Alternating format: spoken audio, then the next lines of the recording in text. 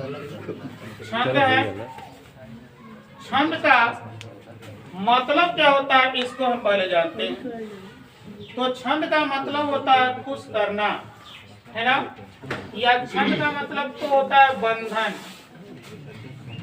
लेकिन वह बंधन जो खुश कर देता है, खुश करना। देखिए इस तरह से ये छंद को किस नाम से और जाना जाता है। तो एक थे पिंगल मुनि। पिंगल मुनि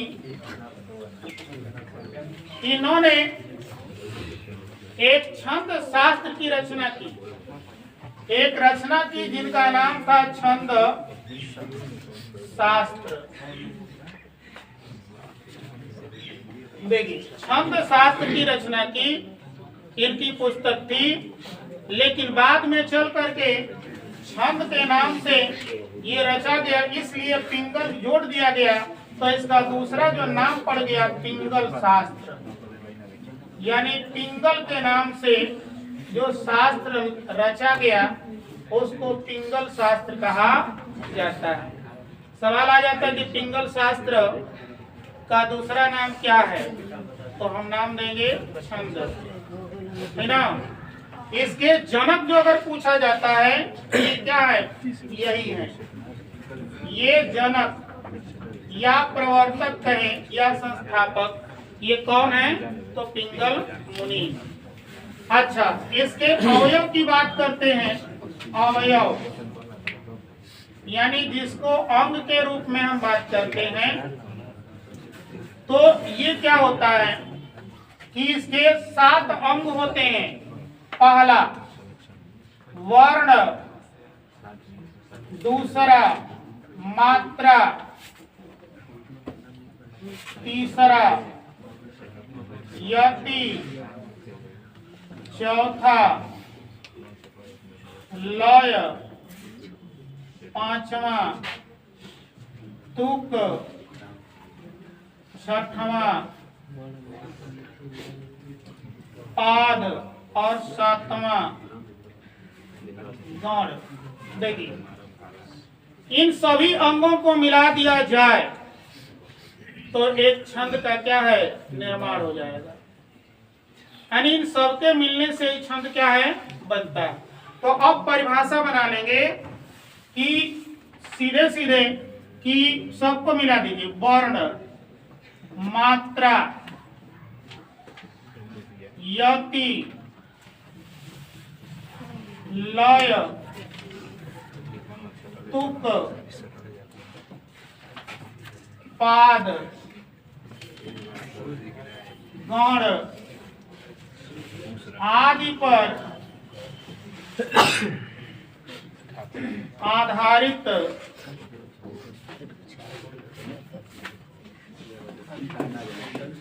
पद रचना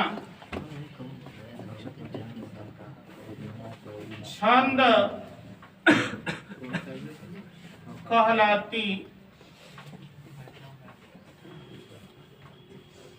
है।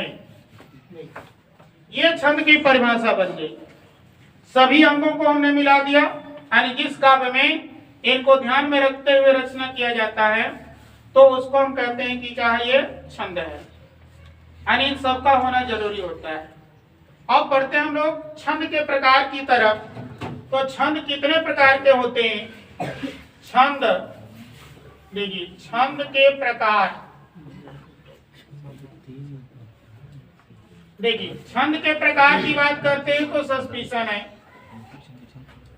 कहीं 2 माना जाता है, कहीं 3 माना जाता है। लेकिन आधुनिक युग को देखते हुए छंद 3 प्रकार के ही होते हैं। पहले प्राचीन काल में 2 ही छंद थे, लेकिन अब जो है रचनाएं जो की जा रही हैं, एक जो भेद है उसका बढ़ जाता है। तो पहला इसका है मात्रिक छंद, मात्रिक छंद, और दूसरा है वर्णिक छंद, और तीसरा जो है मुक्तक छंद।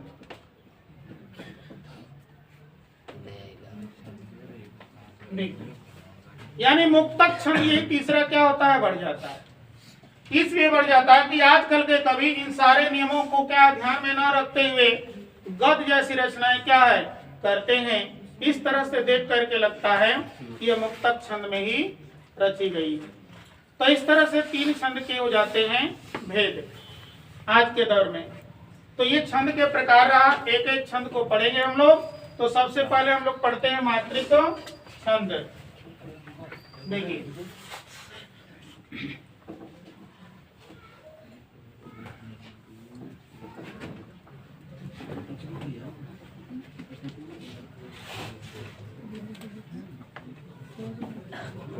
मात्रिक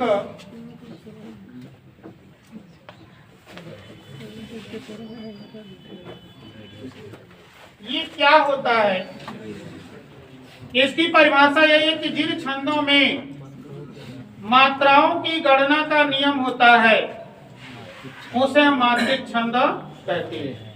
यानी जिनमें केवल मात्रा हम गिनते हैं, लघु और गुरु लगा करके 1 और 2 करके अगर काउंटिंग करते हैं उसको हम कहते हैं कि मात्रिक छंद, यानी मात्राओं वाला छंद। तो इसकी परिभाषा है कि जिन का छंदों में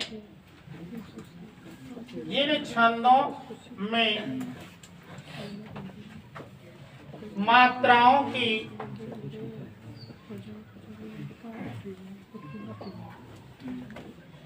गणना का नियम होता है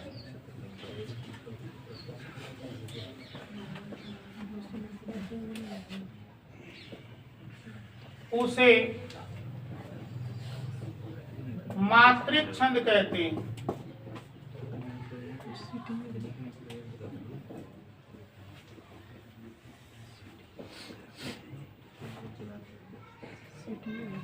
देखिए ये है परिभाषा इसकी कि जिन छंदों में मात्राओं की गणना का नियम होता है उसे हम मात्रिक छंद कहते हैं। अब ये मात्रिक छंद कितने प्रकार का होता है, तो मात्रिक छंद के प्रकार देखिए मात्रिक छंद कितने प्रकार का होता है, तो 3 प्रकार का। 3 प्रकार देखिए मात्रिक छंद 3 प्रकार का होता है। अच्छा कौन कौन, तो पहला ये सम मात्रिक छंद,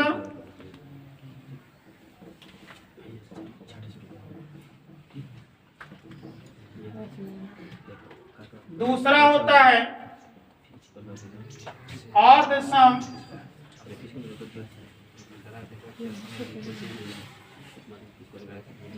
मात्रिक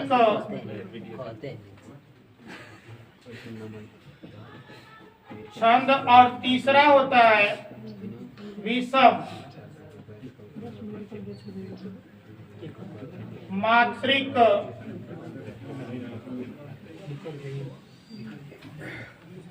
छंद। देखिए ये 3 छंद है, 3 प्रकार के मात्रिक छंद होते हैं। अच्छा समझ लीजिए इसको। सम माने होता है क्या, बराबर। मात्रिक माने मात्रा, यानी मात्रा घनिक जोड़ेंगे तो मात्रिक बन जाएगा। यानी जिनमें मात्राओं की संख्या समान हो उसको हम कहते हैं कि सम मात्रिक छंद है। परिभाषा लिखने की जरूरत नहीं है, समझ लीजिए यहाँ पर। जैसे यहाँ पर ऐसे हम चरण लिखते हैं, है ना। देखिए ये चरण है, ये पहला चरण है, ये दूसरा चरण है, ये तीसरा है और ये चौथा है ना। अगर इसमें मान लेते हैं कि 16 आ गया, इसमें भी 16, इसमें भी 16 और इसमें भी 16, तो इसमें मात्राओं की संख्या चारों चरणों में एक समान आ गई, तो इसको हम कहते हैं ये हमारा सम मात्रिक छंद है। दूसरा पर आती है अर्ध सम मात्रिक छंद। अर्ध मतलब आधा, सम माने बराबर, है ना, और मात्रिक माने मात्राओं वाला छंद। यानी जिन छंदों में मात्राओं की संख्या आधा में एक बराबर और आधा में एक बराबर। जैसे यहाँ पर 4 चरण हमने लिखा है ना, देखिए ये पहला चरण, दूसरा चरण, तीसरा चरण और ये चौथा चरण। मान लेते हैं कि इसमें आ गया 11 और इसमें आ गया 11, इसमें आ गया 13 और इसमें आ गया 13, तो इधर बांट दिया इसको और इधर बांट दिया इसको, आधा एक बराबर और आधा एक बराबर आ गया, तो इसको हम कहते हैं कि क्या है, अर्ध सम्मात्रिक छंद। अब विषम मात्रिक छंद का मतलब कह रहा है कि विषम माने बड़ा, जो इन दोनों छंदों से क्या हो, बड़ा हो। चरण के माने में भी देखते हैं कि बड़ा हो, है ना, और मात्राएं भी क्या हो, अलग अलग हो, लेकिन चरण के अंत में कुल मिलाकर के एक जैसी मात्राएं देखने को मिलती हैं, वहां विषम मात्रिक छंद होता है। अब इसके जान लेते हैं। पहला इसमें है चौपाई, दूसरा रोला, तीसरा गीतिका और चौथा हरी गीतिका।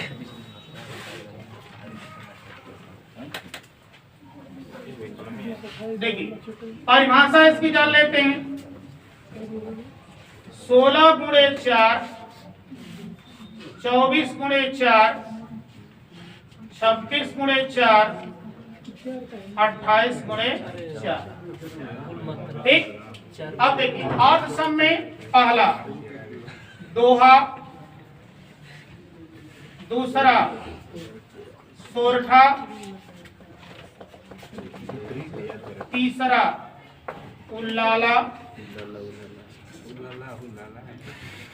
और चौथा बरवय।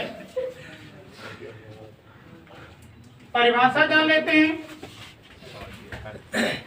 यानी पहले और तीसरे बराबर 13 प्लस 13, दूसरे और चौथे में बराबर 11 प्लस 11। दोहा का उल्टा सोरठा होता है, हमेशा याद रखिएगा। तो उल्टा कर दीजिए, पहले प्लस तीसरे में 11 प्लस 11 और दूसरे तथा चौथे में 13 प्लस 13।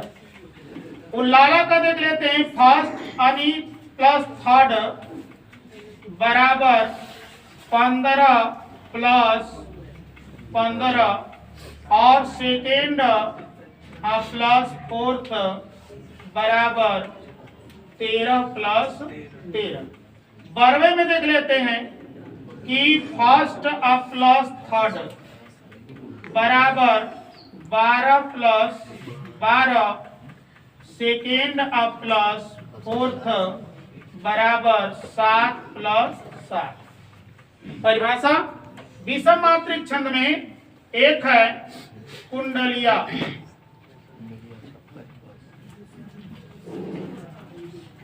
इसमें क्या होता है कि 6 चरण होगा और ये दोहा पहले रहेगा, दोहा प्लस रोला बराबर जो होता है यानी ये होता है कुंडलिया, और दूसरा जो होता है छप्पै, ये क्या होता है 6 चरण इसमें भी होगा, और ये रोला प्लस उल्लाला के मिलने से क्या है बराबर, ये क्या है ये बनता है। ठीक, तो इतना हमने केवल परिभाषा शॉर्टकट में क्या किया देख लिया।